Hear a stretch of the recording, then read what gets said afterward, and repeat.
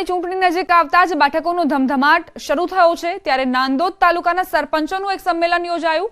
છોટાઉદેપુર બેઠકના ઉમેદવાર જશુ રાઠવાને જંગી બહુમતીથી જીતાડવા માટે નર્મદા કમલમ ખાતે સરપંચોના સંમેલનમાં આહવાન કરાયું। આ કાર્યક્રમ ધારાસભ્ય ડોક્ટર દર્શનાબેન દેશમુખની અધ્યક્ષતામાં યોજાયો હતો। કાર્યક્રમમાં જિલ્લા ઉપાધ્યક્ષ અનિરુદ્ધસિંહ ગોહિલે સરકારની વિવિધ કલ્યાણલક્ષી યોજનાઓ થકી સરપંચ કઈ રીતે ગામના છેવાડાના માણસોને લાભ આપી શકે તેની સરળ ભાષામાં સમજ આપી હતી। દરેક બૂથમાં સૌથી વધુ મતદાન થાય અને વડાપ્રધાન નરેન્દ્રભાઈ મોદીનો જે સંકલ્પ છે કે અબકી બાર 400 પાર, એ સંકલ્પમાં પણ સહભાગી થવા માટે દરેક સરપંચશ્રીઓ પણ આ કામમાં જોડાય અને વધુમાં વધુ મતદાન થાય અને 7મી તારીખે સવારે વહેલી સવારે જ મતદાન થઈ જાય અને પછી જ બધા લોકો પોતપોતાના કામે જાય એ પ્રમાણેનું આયોજન કરવામાં આવ્યું છે। ટ્રાફિકથી ભરચક વિસ્તારમાં બીઆરટીએસ બસના ચાલક ફોનમાં વ્યસ્ત હોય તેવા દ્રશ્યો સામે આવ્યા। ટ્રાફિકથી ધમધમતા રોડ પર બસ ડ્રાઈવર મોબાઈલમાં વાતો કરવામાં મસ્ત હોય તેવો વિડીયો સોશિયલ મીડિયામાં વાયરલ થયો છે। પેસેન્જરોથી ભરેલી બસના ડ્રાઈવરની બેદરકારી, કોઈ અકસ્માત સર્જે તો કોણ જવાબદાર રહેશે તેવા સવાલો પણ ઊભા થયા।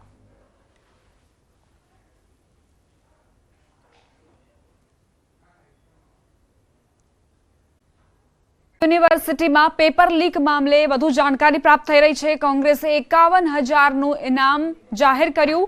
પેપર ફોડનારનું નામ આપનારને 51,000 કોંગ્રેસ આપશે। કોંગ્રેસના યુનિવર્સિટી તંત્ર પર આરોપ મુકાયા। કોંગ્રેસે યુનિવર્સિટી તંત્ર પર આરોપ મૂક્યા। યુનિવર્સિટી તરફથી કોઈ કાર્યવાહી ન કરાઈ હોવાનો આરોપ મૂક્યો। શાળાના સંચાલકની મનમાની સામે આવી। શાળાના સંચાલકો ભાન ભૂલીને વાલી પાસેથી એફઆરસી કરતા વધુ ફીની માંગ કરી રહ્યા છે। ત્યારે ગોરવાની સેન્ટ મેરી સ્કૂલમાં સ્માર્ટ ક્લાસના નામે ઉઘાડી લૂંટ થતી હોવાનો વાલીએ આરોપ લગાવ્યો। ધોરણ 2માં એફઆરસીની 17,640 રૂપિયા ફી સામે 22,580 રૂપિયા ફી માંગી। શાળા સંચાલકોએ 4,940 રૂપિયા વધારાની ફી માંગી, જે વિદ્યાર્થીનીનું પરિણામ અટકાવવાની ચીમકી પણ ઉચ્ચારી હોવાનું વાલીએ જણાવ્યું।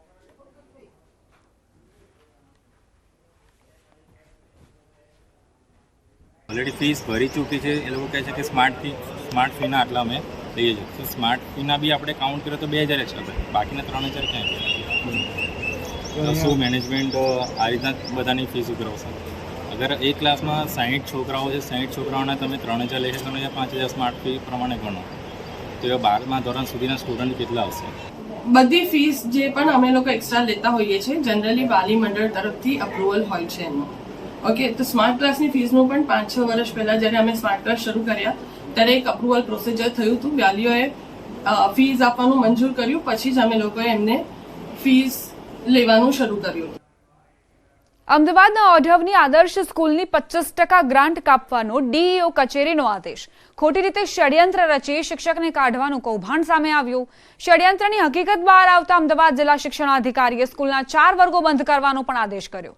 સ્કૂલની 100% ગ્રાન્ટ કાપવા અને સ્કૂલનો વહીવટ સરકાર હસ્તક લેવાનો પત્ર કમિશનરને કરાશે। પણ અરજદારની જે રજૂઆત હતી એમાં એ સત્યતા હતી કે એઓએ રાજીનામું આપેલું નથી, એટલે ડાયરેક્ટલી આવી રીતે કોઈપણ શિક્ષકને ભવિષ્યમાં છૂટા કરી નાખે એવું ન બને તે માટે અમે તાત્કાલિક આ ઘટનાની ગંભીરતાને ધ્યાને લઈ શાળાની 25% ગ્રાન્ટ કાપનો આદેશ કર્યો છે। એ ઉપરાંત તેના જે વર્ગોમાં અમને વિદ્યાર્થીઓની સંખ્યા ન જોવા મળી તેના વર્ગ બંધ કરવા માટેની પણ અમે કાર્યવાહી કરી છે। ખર્ચની વિગતો સમયસર જાહેર ન કરવા બદલ રાજકોટ બેઠકના કોંગ્રેસ ભાજપના ઉમેદવારોને નોટિસ અપાઈ છે। ચૂંટણી પંચ દ્વારા ભાજપના ઉમેદવાર પરસોત્તમ રૂપાલા અને કોંગ્રેસના ઉમેદવાર પરેશ ધાનાણીને નોટિસ અપાઈ। બંને ઉમેદવારે ચૂંટણી ખર્ચનો હિસાબ સમયસર રજૂ ન કરતા નોટિસ અપાઈ છે। બંને ઉમેદવારોએ ખર્ચ રજૂ કરવા સમયની માંગ કરી છે। હિસાબની ચકાસણી આગામી 4થી તારીખના રોજ કરવામાં આવશે।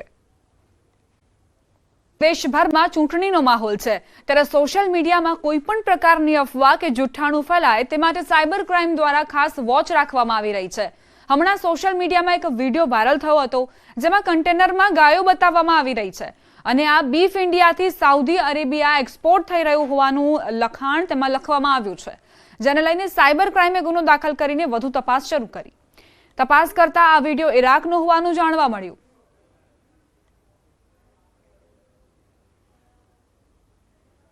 સાયબર પોલીસ સ્ટેશન દ્વારા એક એફઆઈઆર નોંધવામાં આવી છે, જેમાં એક ટ્વિટર યુઝરે એક એવો એડિટેડ વિડીયો કે જેમાં ગાયોના કન્ટેનર ભરેલા છે, જે ખરેખર વિડીયો ઇરાકનો છે, એ વિડીયોને એડિટ કરીને ઇન્ડિયાથી સાઉદી અરેબિયા બીફનો એક્સપોર્ટ થઈ રહ્યો છે અને આવા ગાયના કન્ટેનરો મોકલવામાં આવી રહ્યા છે, એવી એક ખોટી ક્લિપ વાયરલ કરેલી છે. અમૂલ ફેડરેશન ચેરમેનનો નિર્ણય દૂધ ઉત્પાદકો મતદાન કરે તે માટે નવી પહેલ અપનાવાઈ. 1 લીટર દૂધ પર ₹1 વધુ અપાશે. મતદાનનું નિશાન બતાવ્યા બાદ રકમ મળશે. દૂધ ઉત્પાદકો વધુ મતદાન કરે તે માટે આગવી પહેલ. સાબર સહિતના દૂધ ઉત્પાદકોને આ ફાયદો થશે.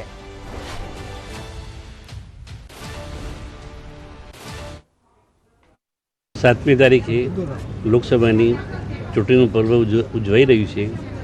એ પ્રસંગે અમારા પશુપાલક મિત્રો મતદાન વધારે કરે તેના માટે જે પશુપાલક છે એ સવારે મતદાન કરી 7 થી 10ના ગાળામાં અને સોજે દૂધ ભરવા ટાઈમ મારા પરિવારે મતદાન કર્યું એ મંડળીની અંદર બતાવશે તો 1 લીટરે ₹1 અમે પ્રોત્સાહિત આપવા માટે આગળ વધવાના છીએ દૂધ સંઘ અને ફેડરેશન માટે. આ જાહેરાત સાહેબ સાબર ડેરી પૂરતી કે આખા ફેડરેશન માટે. દૂધ સાગર ડેરીની જાહેરાત. પ્રતિ લીટરે ₹1 ઇન્સેન્ટિવ મળશે. મતદાન કરનાર પશુપાલકને ₹1 આપશે. ડેરી સાથે જોડાયેલા પશુપાલકો માટે જાહેરાત. મતદાન કર્યાનું નિશાન બતાવનારને લાભ મળશે. મતદાન જાગૃતિ માટે દૂધસાગર ડેરીએ આ પહેલ કરી છે.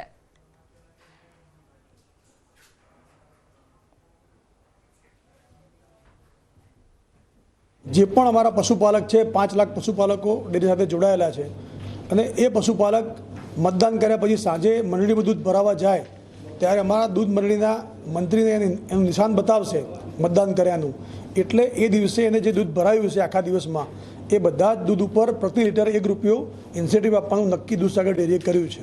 મતદાન કરવું એ દરેક નાગરિકની ફરજ છે. ચૂંટણીના દિવસે ફરજ પર રહેલા કર્મચારીઓ પોતાના મતાધિકારનો ઉપયોગ ન કરી શકતા હોવાથી તંત્ર તરફથી ખાસ બેલેટ પેપરની સુવિધાઓ કરાઈ છે. ચૂંટણીના દિવસે મતદાન ન કરી શકતા પોલીસકર્મીઓ, અધિકારીઓ, જવાનો માટે આ વ્યવસ્થા કરાતી હોય છે, જેના કારણે લોકો પોતાના મતદાનના અધિકારથી વંચિત ન રહે. દાહોદ, ભાવનગર, આણંદ ઉપરાંત પલસાણાના ગંગાધરામાં આજે બેલેટ પેપરથી મતદાનનું આયોજન કરાયું હતું. ચૂંટણીના દિવસે કામગીરીમાં રહેલા લોકો નાગરિક તરીકેના અધિકાર અને મતદાનની ફરજ ન ચૂકે તે માટે વિશેષ સુવિધા ઉપલબ્ધ કરાઈ છે. વિવિધ જિલ્લાઓમાં અનેક કર્મચારીઓએ બેલેટ પેપરથી મતદાન કરી પોતાના મતાધિકારનો ઉપયોગ કર્યો છે. કોંગ્રેસના ઉમેદવારે મોંઘવારીની વાત કરતા પાણીપુરી, લિપસ્ટિક અને પાવડરની વાત કરી દીધી. પરેશ ધાનાણી સોસાયટીમાં ચૂંટણી પ્રચારમાં પહોંચ્યા, જ્યાં મહિલાઓને મોંઘવારીની વાત કરતા મોંઘી થયેલી પાણીપુરીની વાત કરી અને એટલું જ નહીં, લિપસ્ટિક, પાવડર પણ મોંઘા થયા હોવાની વાત કરી. પેલા 10માં 10 પાણીપુરી આવતી હતી, અત્યારે 20માં 6 પાણીપુરી આવે છે. હવે તો પાછા વળો. આવક ઓછી થતી જાય છે અને બીજી બાજુ મોંઘવારીના મારથી બેન તમારી ઓલો કટકીનો માલ હવે બચતો નહીં હોય. બચે છે હોય આમાં 50ની નોટમાંથી 5 તો કટકટાવીને મૂકી જ દીધા હોય. કટલેરીની દુકાન હતી, જઈને ઉભો રહ્યો, બેનને પૂછ્યું કે બેન બંગડીનો શું ભાવ? તો મને કે ₹20. મેં કીધું પેલા કેટલા હતા? તો કે ₹10. મેં તો આ લિપસ્ટિક નો શું ભાવ? તો કે આ ₹10ની છે. પેલા કેટલાની આવતી હતી? તો કે ₹6ની. છોડીને ભાજપમાં આવેલા અર્જુન મોઢવાડિયાએ પ્રધાનમંત્રી નરેન્દ્ર મોદીના વખાણ કર્યા. પોરબંદર એરપોર્ટના વિકાસની વાતનો ઉલ્લેખ કરીને મોઢવાડિયાએ આ વાત કરી. નરેન્દ્ર મોદી જ્યારે ગુજરાતના સીએમ હતા ત્યારના એક કિસ્સાને ટાંકીને મોઢવાડિયાએ મોદીના વખાણ કર્યા.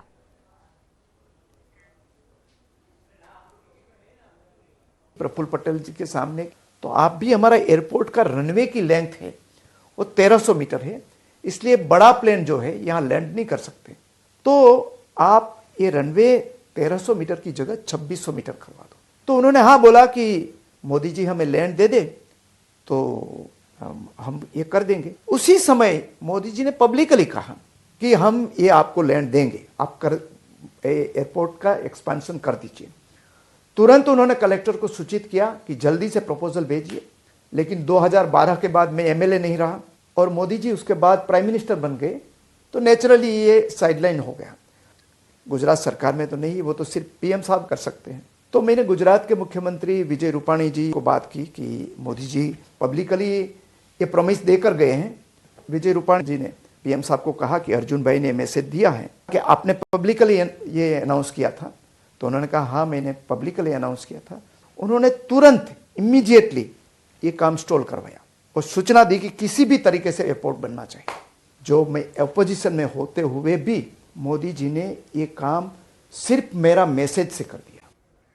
નો નકલી વિડીયો બનાવી વાયરલ કરવા અંગે ધરપકડ કરાઈ છે। અમદાવાદ સાયબર ક્રાઇમે 2 આરોપીની ધરપકડ કરી ભાષણના વિડીયોને તોડી મરોડી વાયરલ કરવામાં આવ્યો હતો। ફેસબુક પર નકલી વિડીયો મૂકવામાં આવ્યો હતો। સતીશ વણસોલ, આરબી બારૈયા નામના આરોપીની ધરપકડ કરાઈ છે। સતીશ વણસોલ અને આરબી બારૈયા રાજકીય આગેવાનો છે।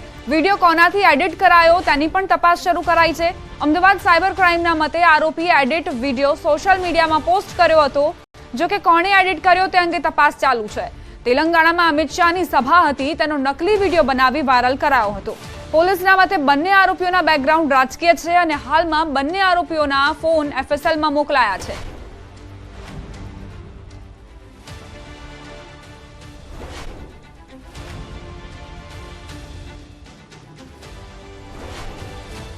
કેન્દ્રીય ગૃહમંત્રી સાહેબની એક સ્પીચ હતી જેને એડિટ કરીને એ વિડીયો ખોટી રીતે સોશિયલ મીડિયા પર વાયરલ કરવામાં આવ્યું હતું। એમાં 2 પ્રોફાઇલ હોલ્ડર મુખ્ય એક સતીશ વનસોલા કરીને એમના ફેસબુક પ્રોફાઇલથી અને એક પ્રોફાઇલ હોલ્ડર રાકેશભાઈ બારિયા એમને પોતાના ફેસબુક સોશિયલ મીડિયા હેન્ડલથી આ એડિટેડ વિડીયો વાયરલ કર્યો હતો। એડિટેડ વિડીયો એમને પોતાના સોશિયલ મીડિયા હેન્ડલથી પોસ્ટ કર્યો છે। જે વિડીયો એડિટ કરનારની હજી આપણે તપાસ ચાલુ છે। એમને વિડીયો કયા માધ્યમથી મળ્યો હતો, એમને વોટ્સએપ ગ્રુપના માધ્યમથી મળ્યો હતો, પણ એમાં હજી આપણે આગળ તપાસ કરીએ છીએ કે આ કઈ રીતનો વિડીયો એમને મળ્યો છે। એક સતીશભાઈ વનસોલા કરીને છે જે મૂળ પાલનપુરના છે અને રાકેશભાઈ બારિયા કરીને છે જે દાહોદના છે, લીમખેડાના, અને બંને જણ પ્રથમ દ્રષ્ટિએ પ્રાથમિક તપાસમાં રાજકીય સાથે જોડાયેલા છે। હજી અમે આગળ એમના બેકગ્રાઉન્ડની તપાસ કરી રહ્યા છીએ। ફેક વિડીયો વાયરલ કરવાના કેસમાં ધરપકડ કરાયેલો સતીશ વણસોલા રાજકીય બેકગ્રાઉન્ડ ધરાવે છે તેવા આરોપ પર ધારાસભ્ય જિગ્નેશ મેવાણીએ પ્રતિક્રિયા આપી છે। સાંભળીશું।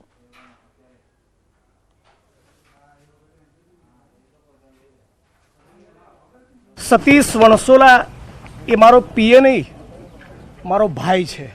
હું કોઈ પણ સોશિયલ મીડિયામાં ફરતી ફેક પોસ્ટ, ફેક વિડીયોનો ક્યારેય સમર્થક હોઈ શકું નહીં, પણ આ સિલેક્ટિવલી અમુક માણસોને ટાર્ગેટ કરવામાં આવી રહ્યા છે અને એક સામાન્ય પરિવારના દીકરાએ શરત ચૂકના કારણે આવી પોસ્ટ ફેસબુકમાં મૂકી દીધી એટલે એને ટાર્ગેટ કરવામાં આવી રહ્યો છે। સતીશભાઈ એ 6 વર્ષથી મારી સાથે જોડાયેલા છે અને મને બહુ ગૌરવ છે, બહુ બાહોશ છોકરો છે, એકદમ નક્ષિક, પ્રમાણિક અને ઈમાનદાર છે। બાવાળા સંકલન સમિતિ પર ભડક્યા છે। મહિલા આગેવાને સંકલન સમિતિને ટકોર કરી સમાજની આબરૂ જશે તો 5 તત્વોને બંગડી પહેરાવીશ। સંકલન સમિતિએ મને સાઇડલાઇન કરી હતી, મેં કોઈ પાસેથી પૈસા નથી લીધા।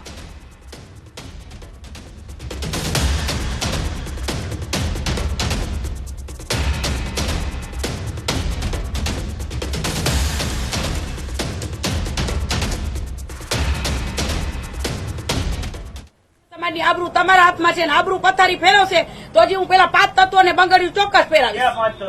એ 5 તત્વોને અત્યારે નામ નહીં લઉં, જો અમારા સમાજની આબરૂ જાશે ને તો બંગડીયું તો આ લોકોને 5 જણાને તો હું પહેરાવાની જ છું। એ અત્યારે હું નામ નહીં આપું, ક્યાંક ને ક્યાંક અમારો સમાજ જ છે, પણ ઝંડો લીધો છે તો ઝંડો એવો લ્યો કે આપણા સમાજનું ક્યાંય ખરાબ ન દેખાવું જોઈએ। આપણા સમાજનું અત્યારે બધા પ્રશ્નો કરી જ રહ્યા છે। જોવો કે ભાઈ કેમ આ એવું કહી ગયા, તો આ કહી ગયા તો શું કામ કહી ગયા, તો જવાબ આપો। શું કામ સુતા છો ઘરે બેઠા, જવાબ આપો। જી ના, મને કોઈ દબાવે એવું કોઈની હિંમતે નથી। આ અભદ્ર ટિપ્પણીઓ કરાવતા હોય છે એ તો કોઈ મને પ્રોબ્લેમ નથી। પીટી મામા બોલે, રમજુબા બાપુ બોલે, ઓલા કરણસિંહ બાપુ બોલે, ક્યાં સંતાઈ ગયા બધાય? બોલો આપડા 100% શું કામ ન પહેરાવો? અમારા સમાજની આબરૂની પથારી ફેરવવાની છે એ લોકોએ। રાહુલ ગાંધીના રાજાના નિવેદનનો મામલો, ક્ષત્રિય મહિલા આગેવાને નિવેદન આપ્યું। પદ્મિની બાવાળાએ સંકલન સમિતિને ટકોર કરી। સંકલન સમિતિ અત્યારે કેમ બોલતી નથી? રાહુલ ગાંધી પાસે એક વખત તો માફી મંગાવો। રૂપાલાનો વિરોધ કર્યો તો રાહુલ ગાંધીનો કેમ નહીં તેવો સવાલ પણ તેમણે કર્યો। કે સંકલન સમિતિ અત્યારે કેમ ચૂપ બેઠી છે? જો રૂપાલાભાઈ જે બોલી ગયા છે તો એનો વિરોધ 100% અમે કરી જ રહ્યા છીએ. તો ભાઈ રાહુલ ગાંધીનો પણ વિરોધ કરવો જ જોઈએ. આ રૂપાલાભાઈએ તો 3 વખત માફી પણ માંગી છે, બરાબર છે, પણ છતાંય અમારો વિરોધ હજી ચાલુ જ છે. તો રાહુલ ગાંધી પાસે એક વખત તો માફી મગાવો. સંકલન સમિતિ ઝંડા લઈને બેસી જાય છે. આ આંદોલને અમને પૂરું સરખું કરવાય ન દીધું, એ પણ સમાજને ગુમરાહ કરી નાખ્યો. તો હવે સંકલન સમિતિને હું કહું છું, જે 5 તત્વો આગળ આવીને બોલે છે, મીડિયામાં હાઇલાઇટ થાય છે, એ લોકોને હું કહું છું કે અત્યારે રાહુલ ગાંધી પાસે એક વખત તો માફી મગાવો.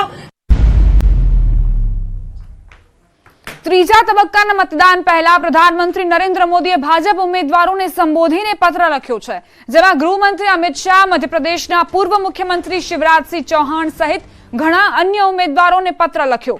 પીએમ મોદીએ અમિત શાહને ઉદ્દેશીને પત્રમાં લખ્યું કે કેન્દ્રીય મંત્રીના રૂપમાં અનેક મહત્વપૂર્ણ નિર્ણયોમાં મહત્વની ભૂમિકા નિભાવી છે.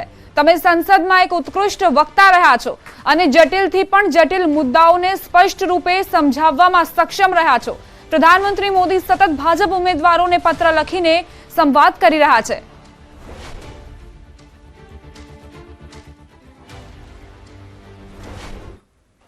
ઉમેદવારના રોડ શોમાં ભમરા ઉડ્યા. સમાચાર બનાસકાંઠાથી પ્રાપ્ત થઈ રહ્યા છે. બનાસકાંઠાના ધાનેરામાં રોડ શોમાં ભમરા ભડક્યા. ભાજપ ઉમેદવાર રેખાબેન ચૌધરીનો રોડ શો હતો. રોડ શોમાં ભમરા ઉડતા કાર્યકરોમાં દોડધામ મચી ગઈ. ડીજેના ઘોંઘાટથી ભમરા ઉડ્યાનું અનુમાન લગાવવામાં આવી રહ્યું છે. તો જોરશોરથી પ્રચંડ પ્રચારમાં ઉમેદવારો વ્યસ્ત છે. બનાસકાંઠાના ભાજપ ઉમેદવાર રેખાબેન ચૌધરી પણ રોડ શો કરી રહ્યા હતા. મોટા પ્રમાણમાં કાર્યકર્તાઓની અહીં હાજરી હતી. બાઇક રેલીનું આયોજન કરવામાં આવ્યું હતું. રોડ શોમાં રેખાબેન ચૌધરીની હાજરીમાં જ એકાએક ભમરા ભડક્યા અને તેમણે હુમલો કરી દીધો કાર્યકર્તાઓ પર. ત્યારબાદ અહીં નાસભાગ મચી ગઈ, દોડધામ મચી ગઈ અને રોડ શોને અધવચ્ચે જ અટકાવવાની ફરજ પડી ગઈ. તો કાર્યકરોમાં કઈ રીતે દોડધામ મચી તેની તસવીરો પણ સામે આવી છે.